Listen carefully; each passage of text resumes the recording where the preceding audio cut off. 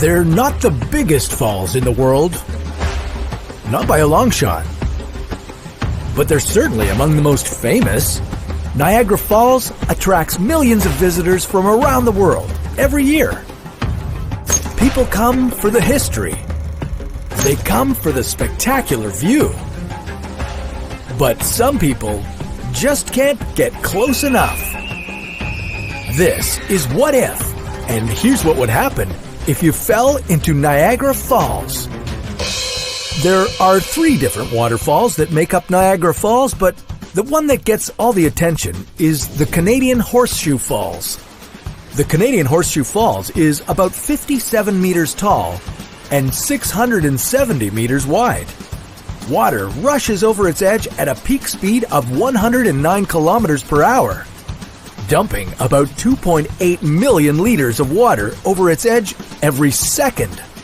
Considering its height, its speed, and its raw natural power, it's hard to believe that anyone could survive a trip over the falls. And yet, it's been done several times. Was it skill? Or was it luck? How do you survive a fall into Niagara Falls? The first person to survive a trip over Niagara Falls was Annie Edson Taylor. In 1921, on her 63rd birthday, she crawled into an oak and iron barrel and floated right over the edge of the falls. Taylor performed this stunt for money and fame, but she didn't earn much for her feat. Nonetheless, daredevils seeking to follow in her footsteps were not deterred.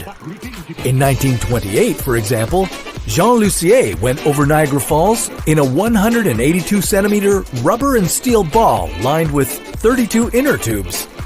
Lussier survived the fall and spent the rest of his life selling souvenirs to tourists.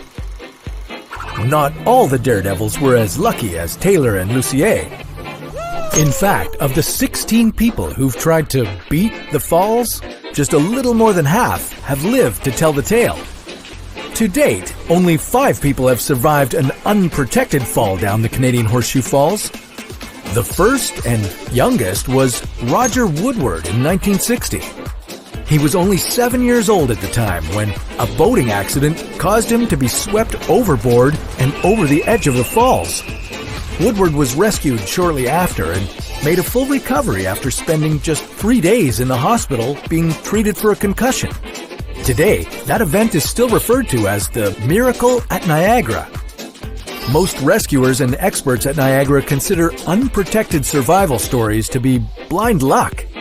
But there are some strategies that might just save your life if, for any reason, you find yourself hurtling 109 kilometers per hour in freezing cold water towards the edge of a 57-meter drop. The first thing you need to remember just before you go over is to take a really deep breath. When you reach the bottom, there will be so much water swirling around you, not to mention the intense pressure of the water falling from above that you could easily suffocate. So, taking a big gulp of air before your fall could buy you some time.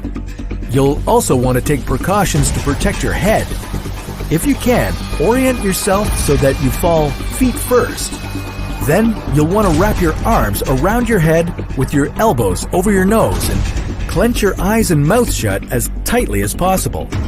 In fact, you should tense up all your muscles and bring your legs together before impact, making your body as watertight as possible.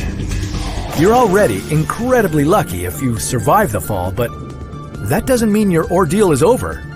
The water temperature below the falls is around the freezing mark, which gives you about 15 minutes to get out of there before hypothermia kicks in.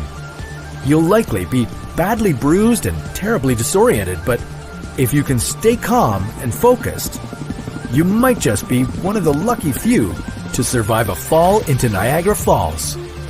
Of course, the best way to survive is to pay attention to the warning signs and respect the safety rails. After all, the falls are huge. Do you really need to risk your life to get a closer look? Then again, people have survived crazier falls. Can you believe anyone could survive falling out of an airplane? Well, that's a story for another What If.